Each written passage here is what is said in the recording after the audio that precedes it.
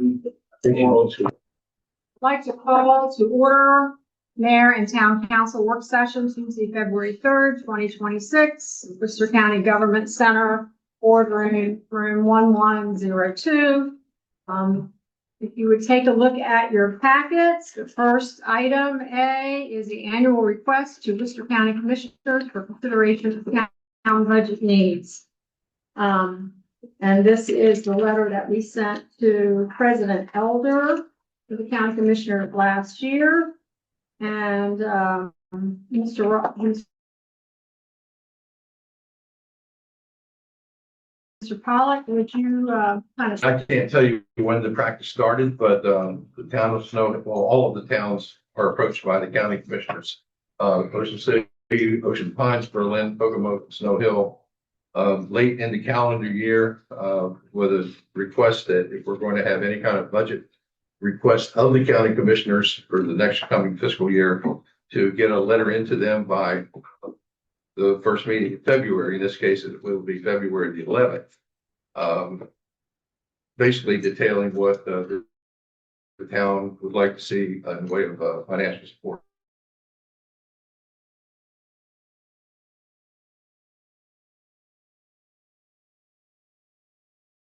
from the county. Of course, this is exactly what we'll do is we'll just, the mayor will recognizing the items on the table for attention.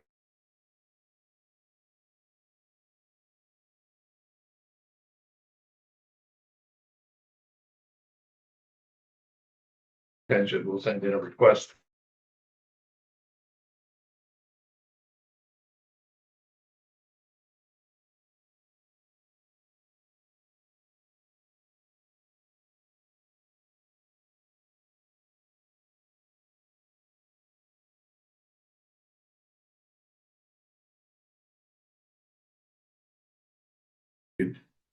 This year, they actually increased it $50,000. I think they did that across the board. They provide a payment in lieu of taxes where the county commissioners do not pay proper taxes to the towns. They give us a payment in lieu of taxes that historically has been $250,000.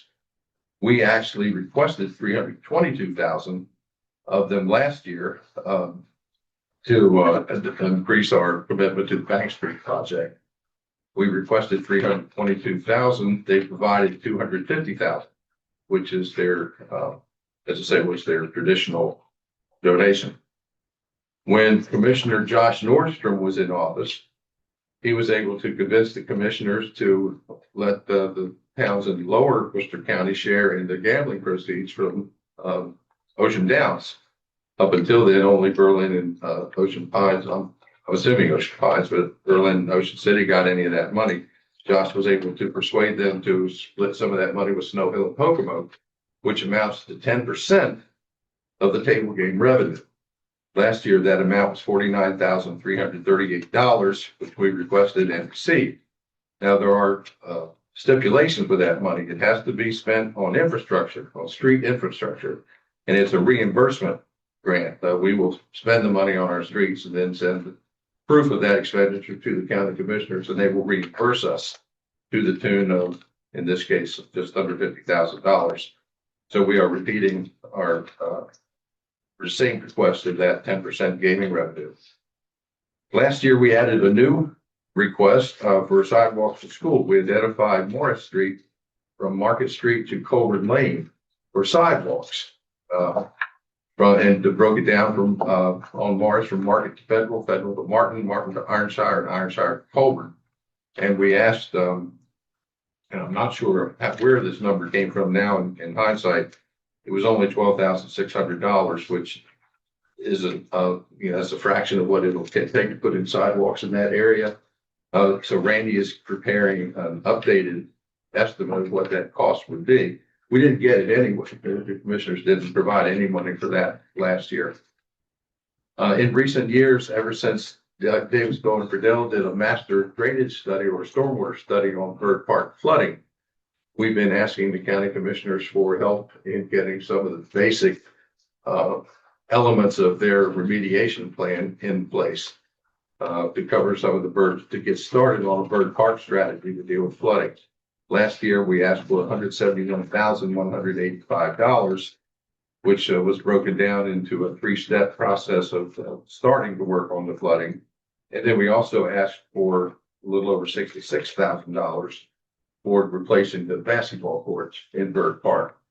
Once again, no money was provided for either of those by the county commission, as you can see in the June 13th letter. So what we don't really have any reason to suspect any changes in the budget year coming. We propose to ask once again now the updated 550 unrestricted grant, the 250 in lieu of taxes, plus if we can settle on some additional money to apply to Bank Street, which is still not quite all the way there. The infrastructure grant for the 10% gaming revenues would continue.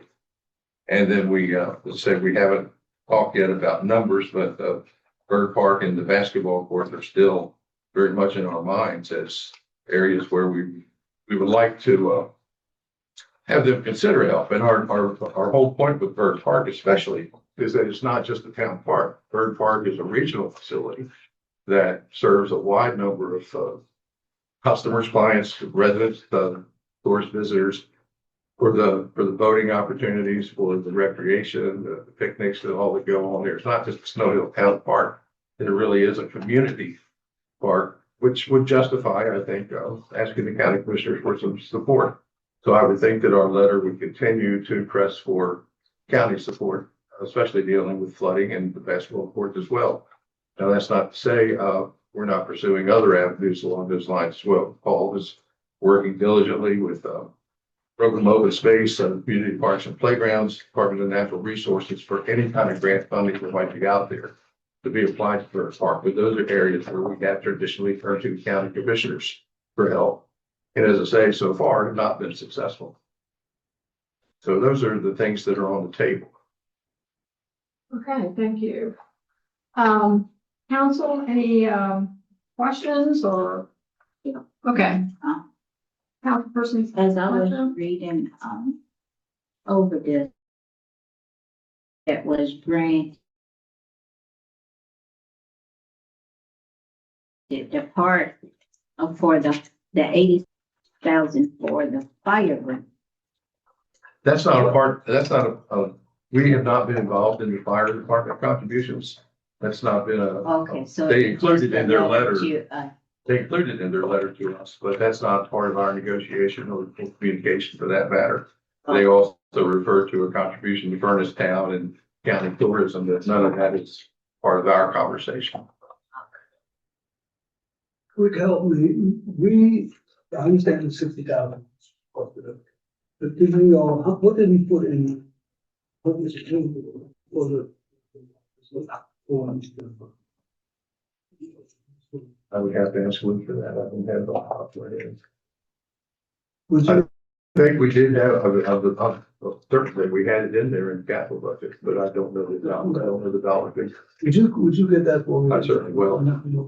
Because that's because I believe we put in substantially more than that, because we wanted to make it comparable to what was happening, what they have in Berlin. Let me know what that was out pushing. You'll get that for you.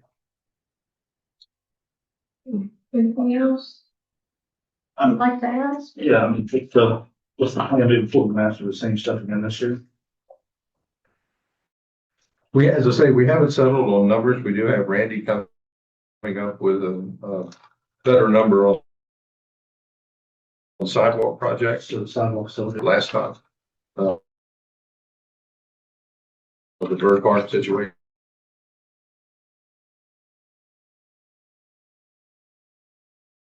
Has never been as serious now as it has been the last few years. Yeah. Well, see, DPNF had a master plan. There was 5 steps. Yeah. And the first 3 steps were basic mechanical remediation type of projects that we thought would be low hanging fruit if we could start there. And then ultimately, I think you're right. The idea was just to raise the elevation of the hill. I will share that since we've changed engineers, and we now are dealing with GMB, there's been some measure of question as to the validity or the science behind the DBNF proposal. Yeah. So it's very likely that, we might need to reconsider exactly how we want to proceed there. But we haven't gotten to the point yet. Our letter is due on February the 11th.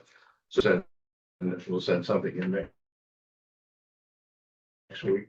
The raising just seems like an option for the bulkhead, which is the thing that's done with that. Where I'm from, or where my family's from on Solomon's, or on St. Mary's County, we are from St. George's Island. They put in bulkheading along the road because we had a single mile road, one lane that went out there, and it had the St. Mary's River on one side and the Potomac River on the other, and you could spit in them from your car. Hmm. And every time that the tide came up, the road went away. Yeah. So we didn't raise the level of the road. We just put in the bulkheading on the right-hand side where the Potomac River was. The road is still there. It didn't raise up at all. Yeah. But now the road is below the level of the river. Hmm. So the whole raising, the whole landscape of Bird Park seemed just didn't, that dog won't hunt. It doesn't seem likely. Hear you loud and clear.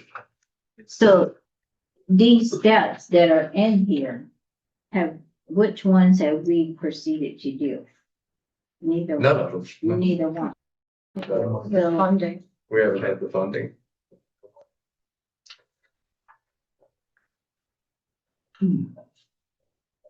And even when you were on council, was this there, but was the funding never got? Right, right. They presented, my first year before you came on, my first year, they presented this 5-step plan. And No, this. it hasn't gotten done because of the funding. So now GMB is saying that, this is really what they think will work. And they have some ideas and plans, but we haven't gotten to them. But it's funny that Councilman Lumpkin said about the bulkhead, because I was just talking to Randy, the other day about what he thought about bulkhead, but he was giving priority, not Bird Park, but Sturgis, up at Sturgis. But that's what I was thinking, because if anybody has been to public landing and seen how public landing used to be and how the water used to come up, but ever since they've done all of that new walkway and that Around the beach Yeah, area. well, not Gotta the drop the beach, the biggest pier boulders. part Oh, the pier part. and the Okay, parking lot. okay. That has made a difference, and that is where my mind was thinking to write it a different way and see if they would. Because when you're looking at what the whole county is doing, this study about the parks now Mhm. too, I wonder even if it wouldn't go under this part of the letter, if in their park study that they're, and I'm so sorry, I missed that meeting out, but I'm gonna try to get to the one in Berlin where, taking the survey with the parks, the different parks in different places. I think that would be a good priority for, to try to put out there as for, I don't know if it would be, we should do it in this letter, or we should really put it like under their park study rating. Or both. It could be in both places. Okay, what just happened? We have somebody here to talk. Oh, Yeah, okay, it's good to have that thought, okay. All right, any other, but, you have other recommendations or suggestions?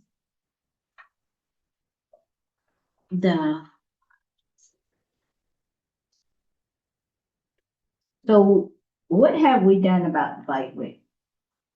We're I gonna know talk this about is- that tonight. That's on the agenda. That's the agenda also. Oh, well, That's, all right, because that's in here, that's a. That's the next one. included in- Mhm. So can we come back to this to see what we want to put in the, I mean, it seems like some of the thoughts that I'm thinking, I don't hear from nobody else is like what somebody get ready to talk about, but I wouldn't want it to be, well, it might be good to put it in maybe 2 places, see what happens. Listen and see what they're saying to us, and then decide if we, Mhm. I guess, we really want to put it in agreement to put it in the letter. Yeah, well, it goes next week, so Yeah. if you want to come in and talk some 'Cause I more think- about it, we certainly can chat with Rick. Right. Yeah. I also think, another part of our infrastructure, I know, that each one of the wells, I know that the state is, I was reading where we're gonna get money for the wastewater and, the common, Bank Street. And I was thinking if we asked for some more money to help with maybe the well. Thank you. I don't know if any, Where are we with the wells as far as getting money? We have it's right now? all of them. All of that, being worked through Bobby and, George Miles and Bueller. We've got grant applications, application for, grants and loans, for all those For projects. every one of them? Okay. Yeah, the Colburn Lane well, I you think know. they're covered. Yeah. Okay, And most of, all of the sewer is part of the, corrective action plan that we've adopted for the wastewater treatment Okay. plant. And we're following up with funding applications to implement that in advance of the consent order with the state. with the state, yeah, they're covered for that. And so some of the, what you've recently seen was the, publicity from the state where they've granted some of that money, some of the money for the wastewater treatment plant for, Bank Street. We got half of what we asked for the Bank Street project. And, there's another thing in there, I think. Okay. All right, thank you so much for your input. Okay, B, we have Maryland Department of Transportation eligible projects. In your packet, we have a list of projects and yes, Douglas, are you ready to kind of explain where we are and how it's related to the bikeways project? Yes. Okay, Absolutely. you wanna come up here? It'd be great.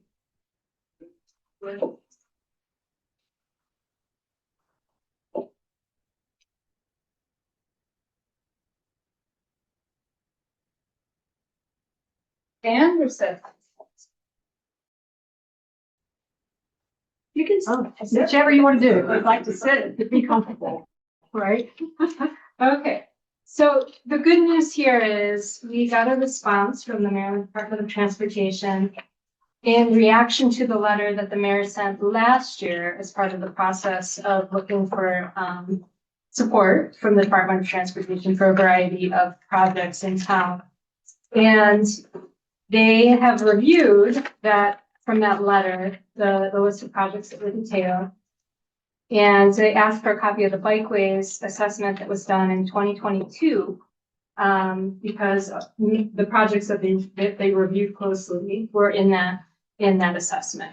And so there were many projects, some of you, I'm sure you've all seen this before, you have it in your packet. But there are only 7 projects that the Maryland Department of Transportation can take on. Because their requirement is that it has to be a state road or a state adjacent road. So all 7 of the projects are connected with Maryland state roads. They are all listed here for your awareness.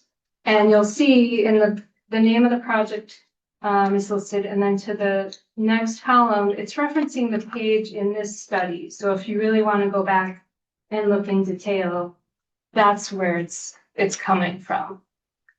We had a call with them about 2 weeks ago, someone from representing the Department of Transportation, and they walked through each of these 7 projects with us. They gave us initial feedback on the projects, and that's what I'll share with you very briefly tonight.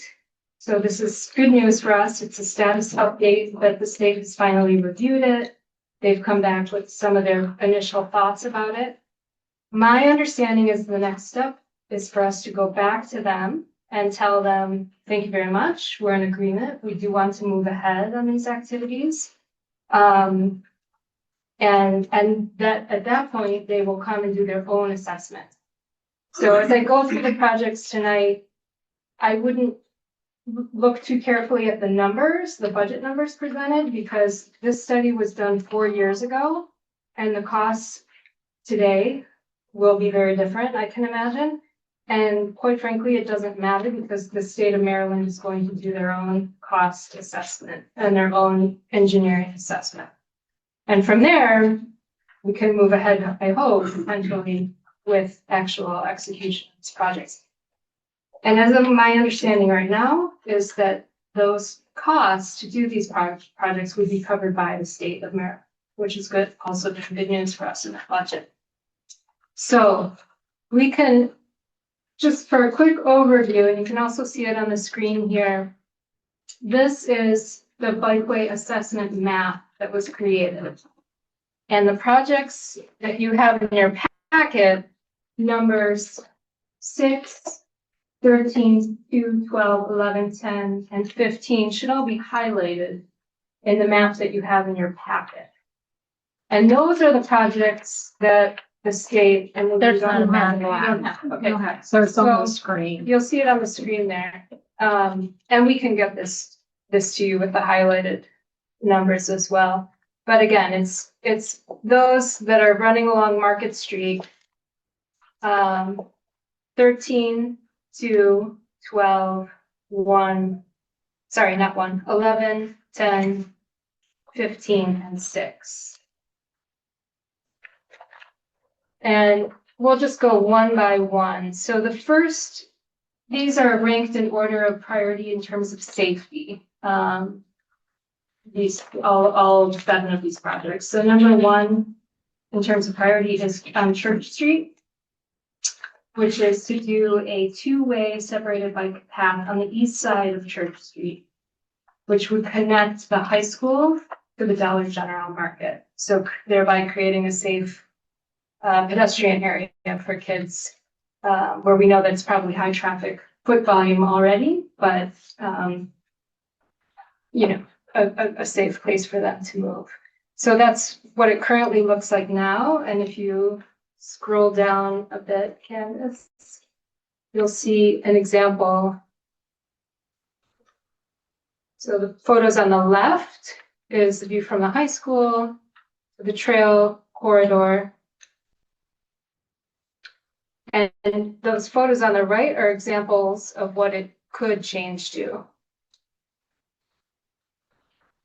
That's the first project. And again, keep in mind that these are all pieces of an entire puzzle, right? We would be saying yes for them taking on construction of initial projects. Eventually, all these pieces would get filled in to complete the entire bikeways. The second project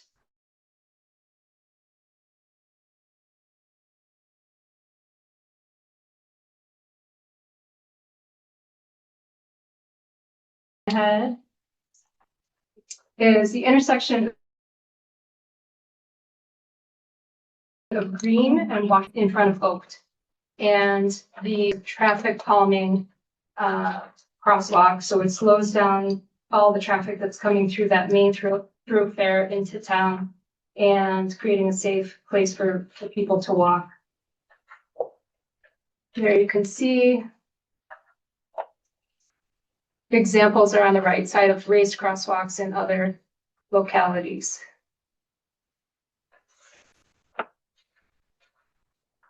Project number 3 is at the intersection of West Green, West Market, and Church. Many of us will be familiar with that somewhat confusing intersection. It has been painted now, It's much better. so it's much more, Yeah. possible. It's much clearer, Understandable. much more understandable for drivers, I think, in particular, those particularly who are not familiar with driving in Snow Hill. The aim here is to do something that would create a safer pedestrian zone, and keeping the lanes clear as well. There's 2 potential options here. One would be to close off one section of Church. The other would be to close off a section of West Market, but in either case, it's creating, you could see that sort of triangle of an island there that would be not passable for cars, and making it safer for drivers, for vehicle movement, and for people, pedestrians. The next project is West Market. This is to do a two-way bike lane on the north side of West Market between Green and Dighton Avenue. Thank you, Candace. So on the left, you see the current way that things look, and on the right are proposed changes or examples from other communities, how it could be changed. The next project is the intersection of West Market, Ross, and Bird Park. This is also to really increase pedestrian movement, in particular, to have a flashing rectangular rapid flashing beacon for pedestrians. So to cross for the crossing of West Market, and to have a crosswalk as well between Bird Park and the other side of the street. And that is, again, an example from another, though I think is the best example, would be something like this, a flashing pedestrian indicator light right around that bend, that corner on West Market. And this, I believe, that's next to last project. This is extending the bikeway along Timmins. So this is East Martin Street across Bay Street and along Timmins Street to East Market. So this is essentially just putting in place there what you see in the drawing, the red, like a 2-lane red bike foot traffic path is what would be proposed. And the very last project, East Market Street, this is another complicated intersection presently. The proposal here is to do a roundabout. This is right by the laundromat. That one's tricky, which is very tricky.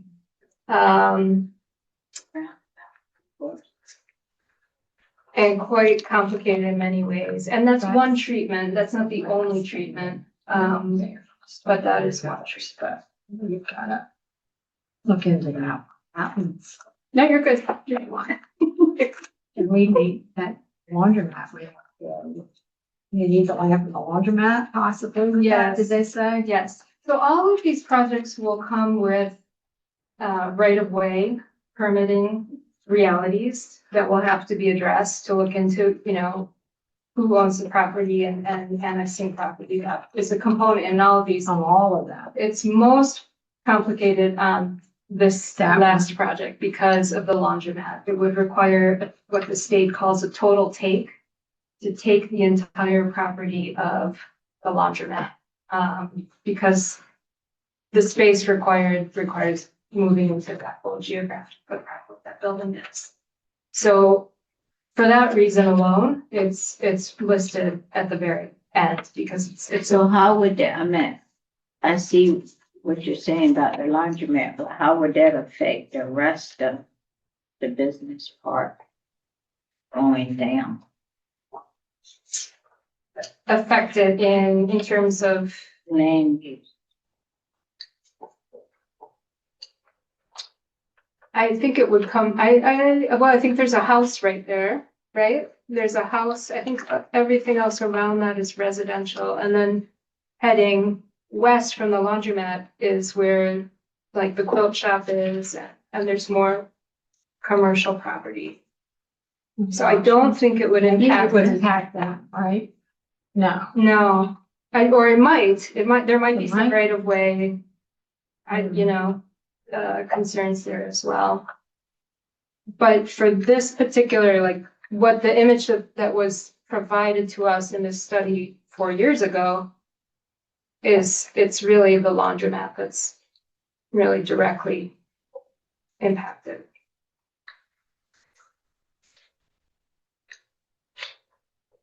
And there's church, the church there and the corner of the residential kind of properties there. Mhm. Yes.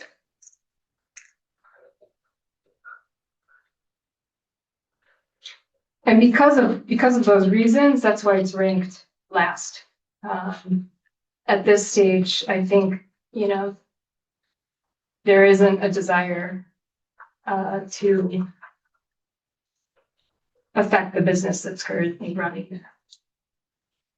We don't want to disrupt the laundromat business.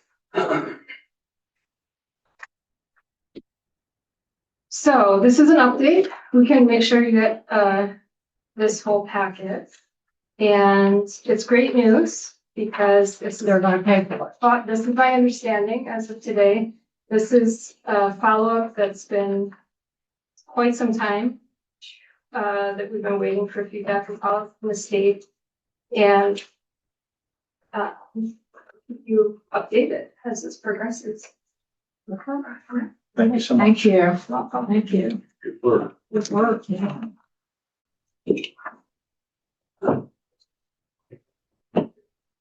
Okay, next on the agenda is the 2027 Worcester County Land Preservation Parks and Recreation Plan. Councilman Wood.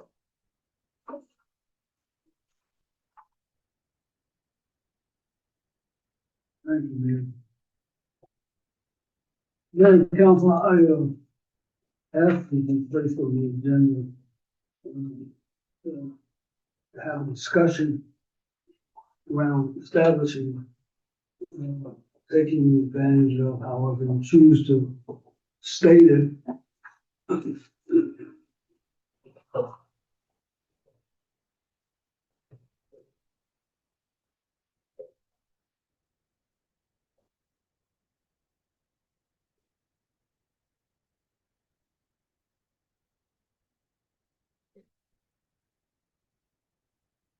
And thought it would be helpful to share with you. And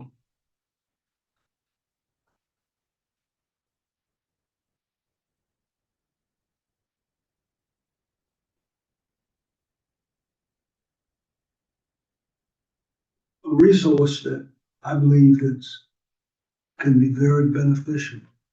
The Snow Hill and where we're going. I had the pleasure several years ago meeting, speaking with, I never had met the gentleman until some time later on after I came on council. Jacob Stevens, who is the deputy director at the Parks and Recreation. And I think last week, a week before last, they held a concession intake, proper name probably. But I found it very, very interesting in terms of the things that they were doing, what we are looking at, some of it already been discussed here today. They asked Mr. Stevens to come in and update us where they are in terms of their 5-year plan, how he sees that related to Snow Hill. And after the community meeting last week, that was open to the public, I went back, sat down, Mr. Stevens, and discussed with him some of the concerns that I had after taking a review, looking at this document. And I'm sure if you're all interested in it, it's online. You can, it's titled 2023 Worcester County Land Preservation Parks and Recreation Plan. They update their plan every 5 years, looking out of where they're going, building.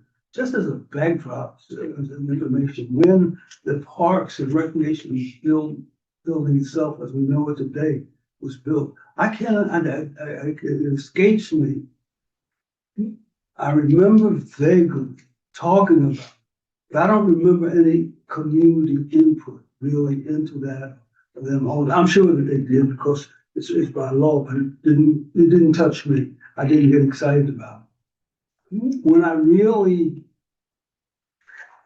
connected with that center after it was built, I began to realize, and as many people in Snow Hill do today, that while it's a great center and it may have expanded it first class, Snow Hill population proper is over here. That center is over here.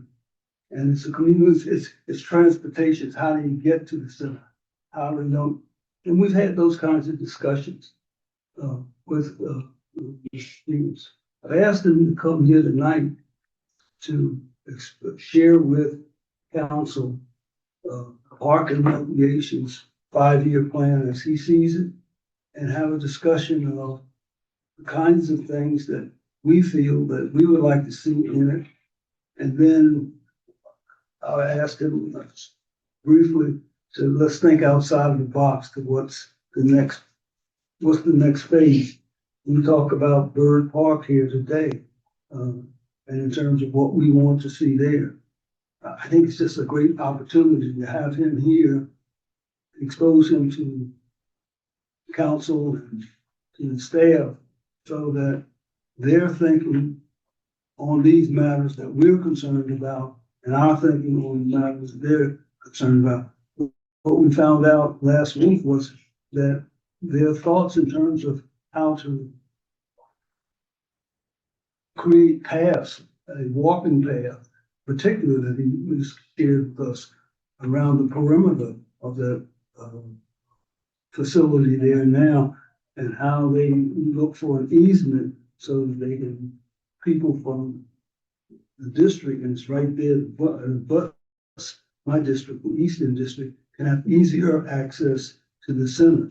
So that whole question around access to that center, and the whole notion of how we look at going forward is on the table just for some discussion. It takes time to do that. Mr. Stevens, would you please come forward? I don't know how many. Would like to sit? Thank Please. You're welcome. Yes, thanks for having me. I just wanted to at least start by going over what the LPPRP is too, so everybody knows, everybody's more aware. And Mr. Pollock, he has the information I got from Kelly a few weeks ago. I encourage, as much comment input as we can get for it. With the plan, it's basically a 5-year comprehensive plan that all of the counties and Baltimore City and Maryland are required by law to complete in order to be eligible for program open space funding. So every 5 years, it's my second time working on it. We identify needs, we identify populations that are further than walking distance away from, parks, community centers, rec centers, things of that nature.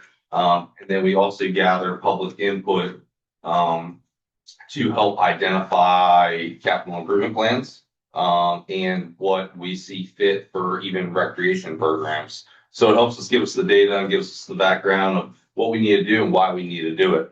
So with that, Mr. Lee, I know you mentioned that we had a public engagement session last week. We basically asked the public to come out and they can give their comments, input, take a quick little survey in person on what they would like to see in their area, what park they want to see, better the needs of the citizens. So we do that. We do have another one again this week, this Thursday, 6 to 8 p.m. It's in Berlin. It's in person. I encourage you to come, encourage the public to come too as well to give their input. And then we also have a survey that's out there right now. I can pass around these flyers. I think you guys already have one, but we have a survey out there. It's 20 questions, give or take. The same thing identifies what the public likes, what they don't like, what they find important, and whatnot. With that, we also sent out to all the towns And, well, all the municipalities in the Ocean Pines, we did ask for their capital improvement plan for the upcoming 2027 through 2032. You know, long ways out, takes a lot of thinking, nothing's off the table. I encourage you guys to, brainstorm, think about what you would like to see happen in the town of Snow Hill, get the input from your public and put it in there. It's not that you do anything, but it definitely helps that it would be in the plan. You can say, in grant applications that this was a need that was identified in the 2027 LPPRP. So it helps support grant funding. It's how we, as a county, connect projects we do. We have to connect it to our capital improvement plan or goals and objectives that are in that current plan. So I encourage you to think outside the box. I know, Mr. Powell, I think we said we need it by next Friday. If for some reason you all do need an extension, just let us know. Okay. If you need an extension in a couple of weeks, we can. Our intention is to have it ready for you. Yeah, but if you do need more time to discuss and have ideas, we're trying to gather all the information right now. Us in environmental programs, we do put together that pretty lengthy document. It does take some time. We're trying to have the draft ready in December of 2026, I believe. So that's when we will go out for comment again, and then we will be finalizing it in 2027. But I do encourage the public, and even you guys, you all are part of the public, part of Worcester County, to fill out that survey and what you find is important, because we want to do what everybody wants. That's the main objective here. I know you all discussed public landing and some bulkheading, and I figured while I'm here, so I do manage public landing. I've done the capital improvement projects now to public landing, and bulkhead is a great thing. Bulkhead / retaining wall, riprap, depends on, certain regulations and permitting process. But I would encourage you guys to apply for waterway improvement funding. If that's the route you decide to go. I think it's tricky with boat ramps because it allows the water to still flow. So just thought, but I figured I'd throw that out there since I was sitting out here. But I'm more than happy to discuss it with you guys in more detail.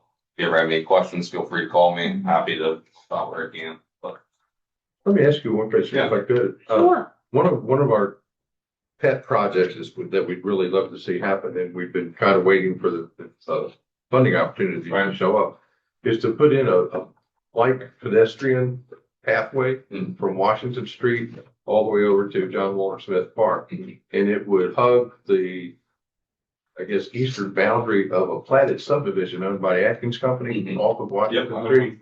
I'm told there's a platted subdivision already on the property, although I don't know if it's ever been recorded. I've actually been in touch with the owners of that property. They are very interested in working with us, whether it's donated or sold at a reasonable cost, to provide the land, to acquire the land, to develop that path. When Honeyfields was developed, I won't say anything more about it, but they agreed to put in a sidewalk between two people's homes that was to be a connecting link between the town and the county park. Right, right outside someone's bedroom window. yeah, I'm familiar. Okay. We would love to see this other pathway replace that, so we could pull that sidewalk up and let the people have the land back. So if there's a way to make that kind of a priority for whatever county support we need to get the funding to first acquire the property and then develop it, I think that's pretty high on our list of projects to come. So one of the things too with that, and we discussed this a little bit last week at the public engagement meeting, one of the projects that we're currently working on right now is a 1.2 mile walking trail that's going around the perimeter of the park at John Walter Smith Park. I'm hoping to have it done this spring.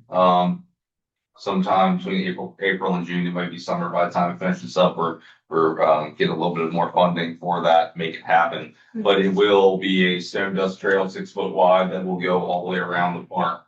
Basically goes from the tennis court area out on John Walter Smith Park Drive and go all the way around the park to the recreation center.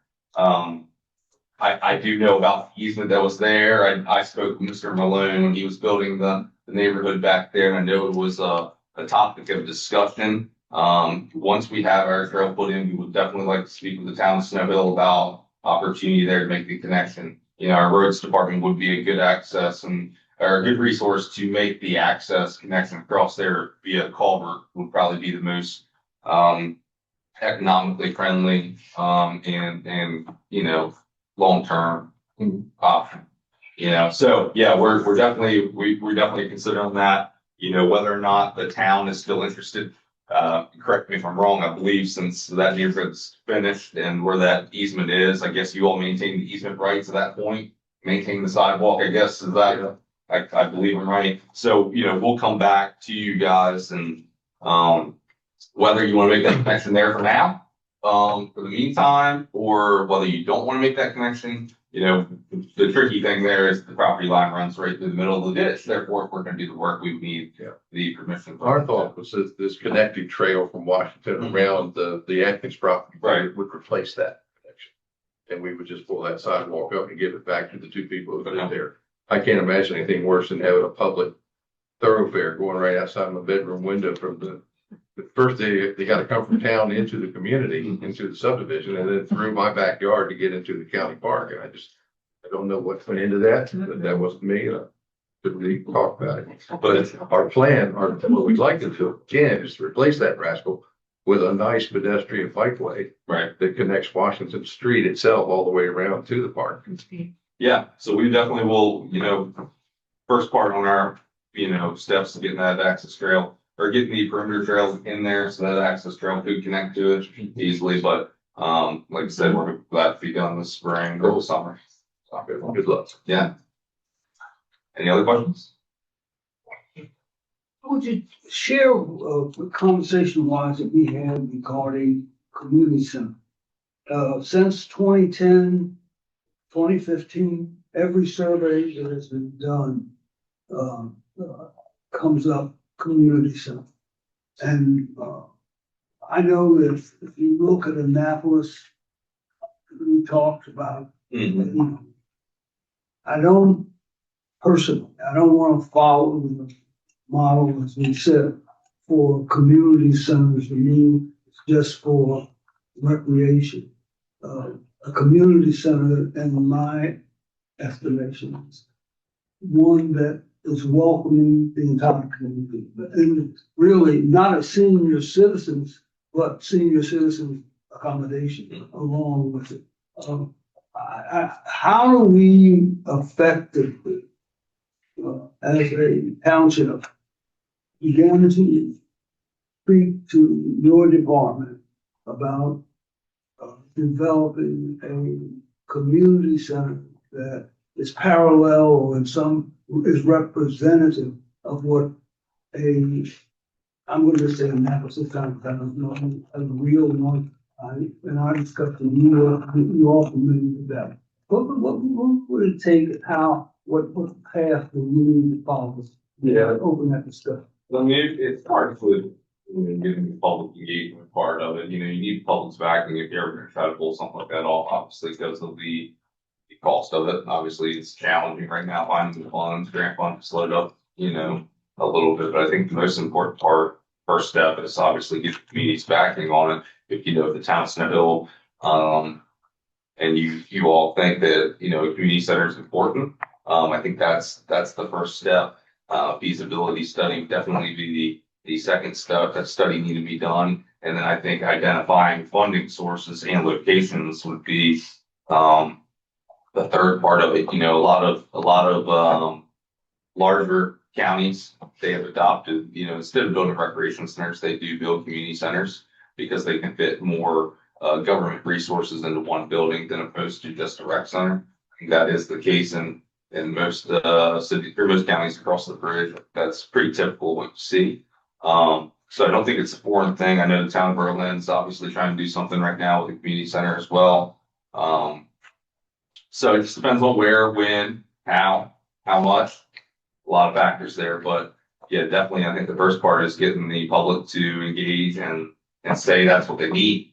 You know, I think that's definitely the most important thing. It's the same thing even with this LPPRP survey. When we do parks projects, we link it to an identified need in the survey, and it can't be just one person. It needs to be a large group of people. It needs to be a majority. It needs to be a significant percentage to make a difference. So I think getting the public involved is definitely the first important step to making something like that happen.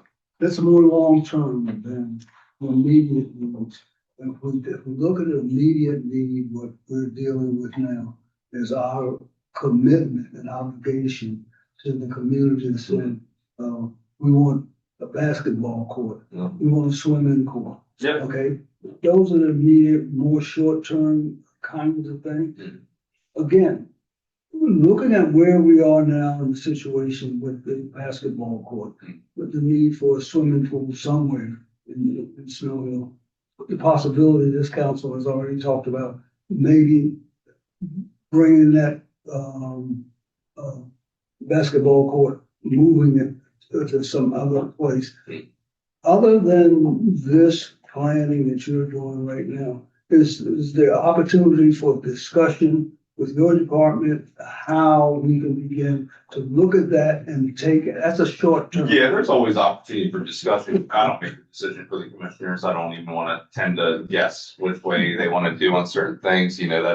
That's above my decision, but we would have a meeting with administration if there was an identified need the town would like to try to pursue with county involvement. We definitely need some meetings with administration to see, what's capable, funding discussions and see if it's a priority of the commissioners to be able to do something like that. I can't speak for any of them. They all represent their districts and, they would have to be the ones to say, yes, we want to be involved. That's typically how it goes, at least. Coming out later tonight and a decision that has to be made on this side of the table. And I'm gonna address that 30-year decision we made about the basketball court to the community. If we're able to come together on board, this is an issue that we want to meet with the commissioners. Tell us. Yeah, we would. What are the steps that we need to take? Yeah, Mr. Collins would submit a formal request to either our department. What request? You need to submit a formal request to have a meeting, whether it's going to be with the commissioners. We would send it off to Weston Young first, and then he would decide if it needs to go to the commissioners or not. We can have an internal discussion first to, iron out some details before we go to the commissioners. But yeah, a formal request would be the first start with that, if that's the route we would like to go.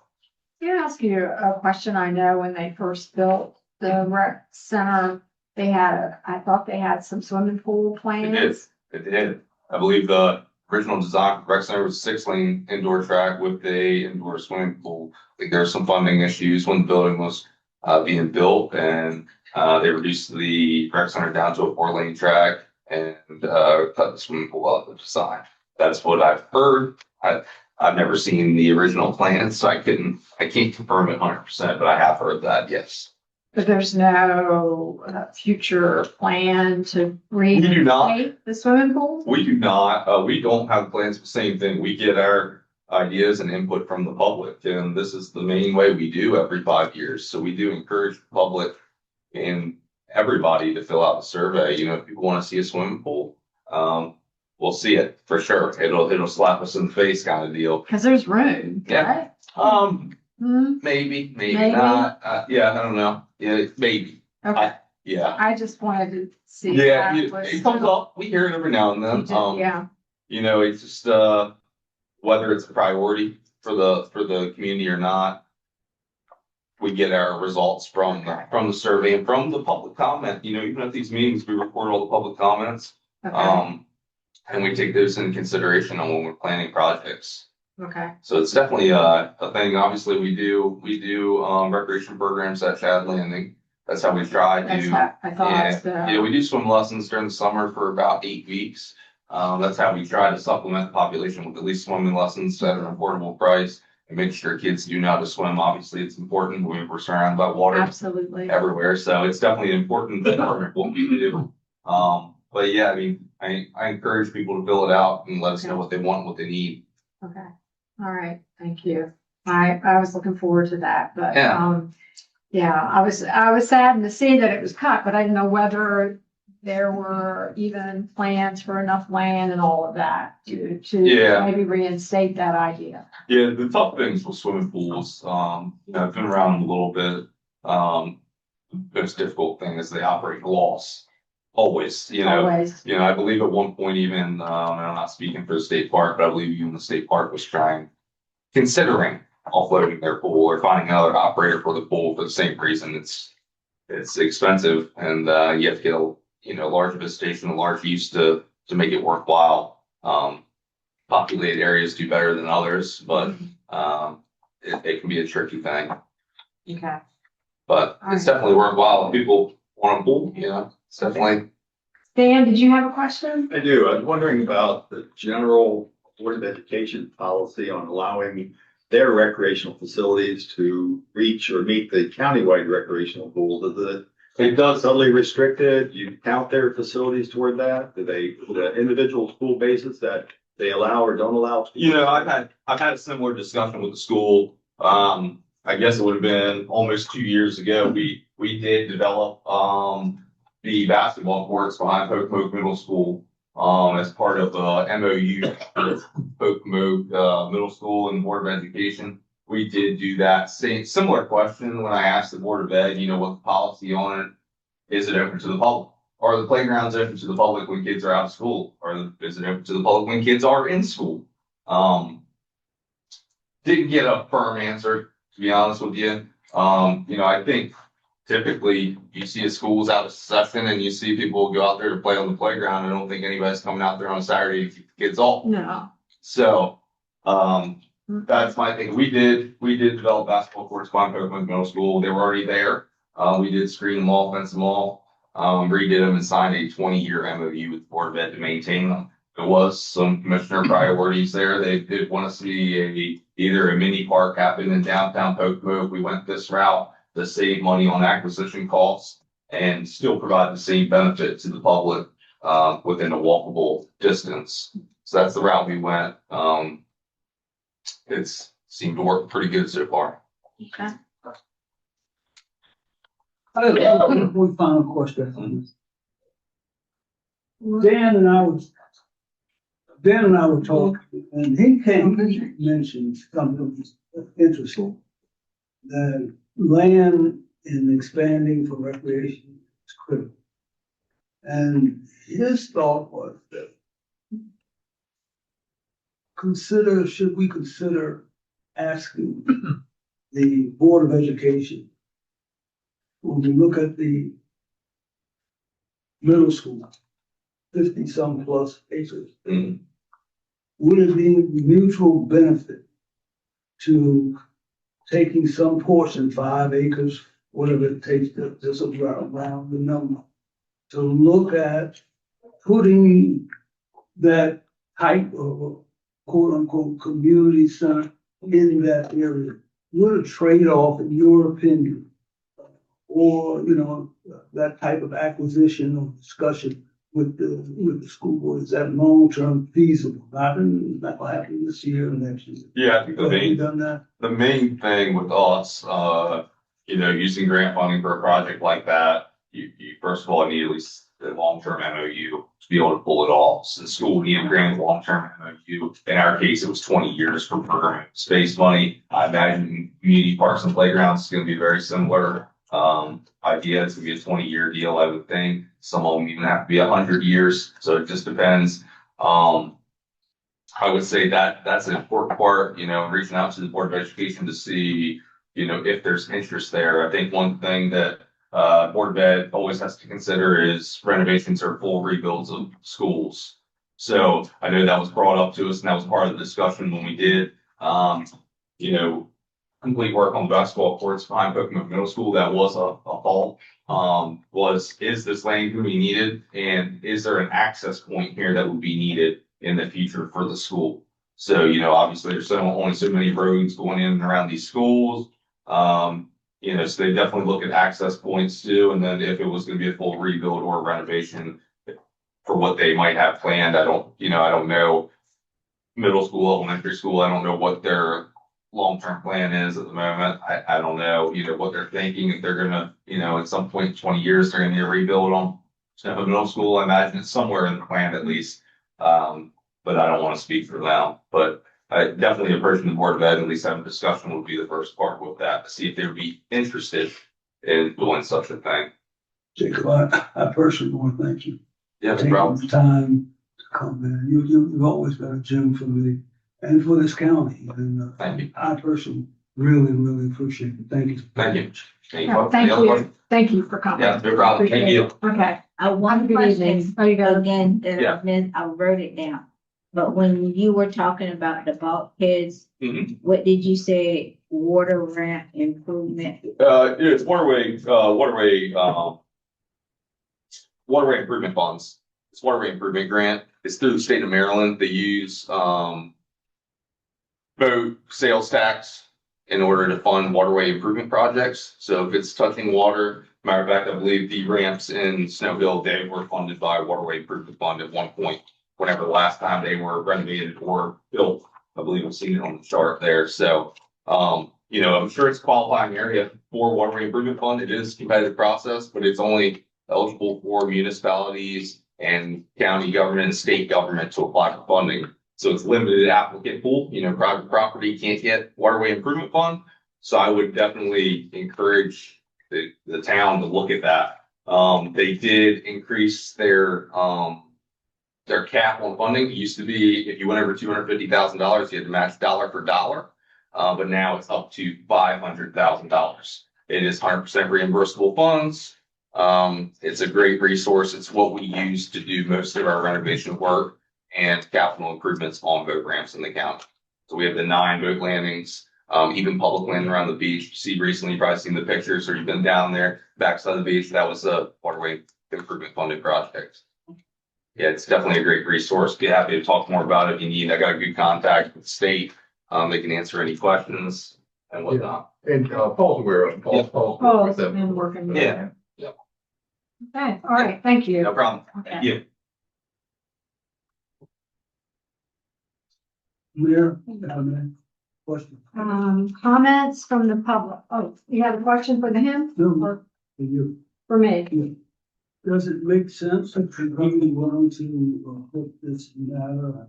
How would you recommend you go forward to approach the commissioners in terms of the consistency of having a discussion about the parks? Well, I think we need to have a discussion between us and Mr. Pollack and all of us together about where we go for the next step here. Okay, so- You're working on information for him. We're correct? working on the questionnaire that he's asked Questionnaire. about. Randy's already updated our current parks facilities, what we have available in all 3 parks. And we need to fill out the rest of the questionnaire by next Friday on 5-year plan projects and that sort of thing. My question seems response to what he said about us going before the commission to make a question. As a separate Separate, yeah. exercise from the Separate. February Yes, 11th letter. absolutely. Yeah, separate than with your- February 11th. We can with your get together authorization, I can and approach work Weston on, and get that you can started. work on a presentation.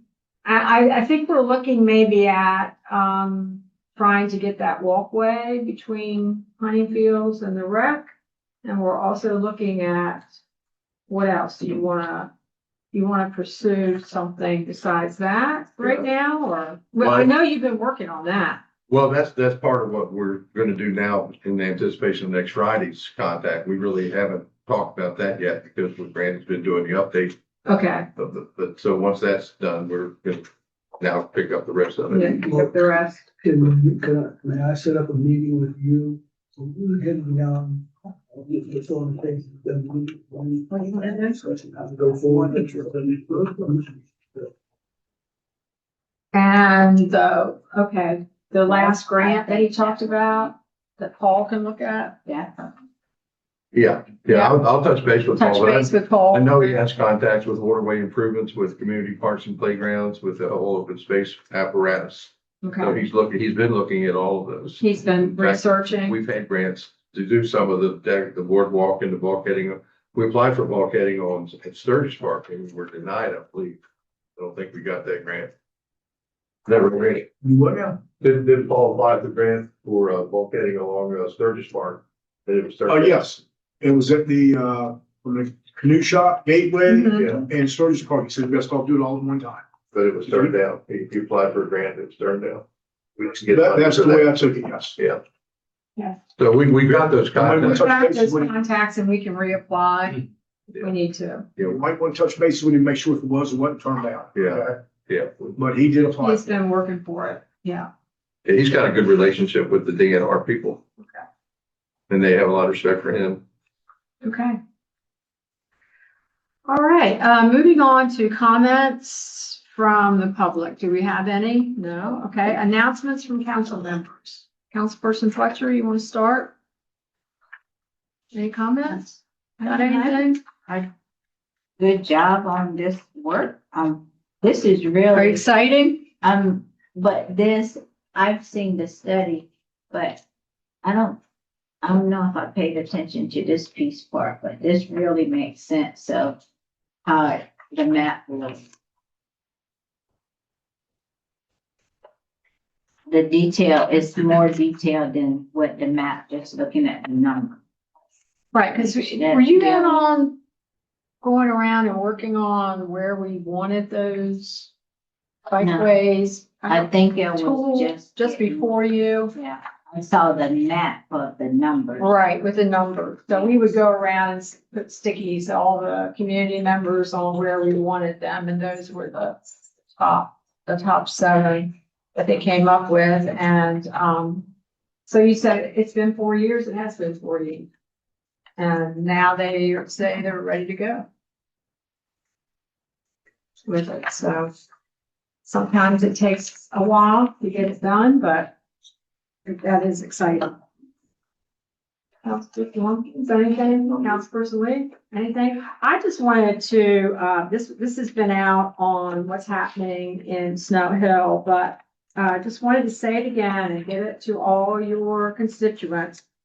There is the Maryland Department of Housing and Community Development Secretary Jake Day has announced that applications are open for a limited time. They're just open, I think, January 22nd for Homeowner Assistance Fund. And it's called Whole Home Critical Home Repairs Grant Program.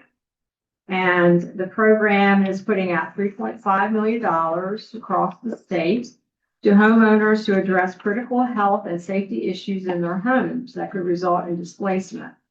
And so this is grants up to $10,000 for critical home repairs, such as the roof repair or replacement, repair of non-functioning heating and cooling systems, electrical or plumbing repairs, or mold and mildew remediation.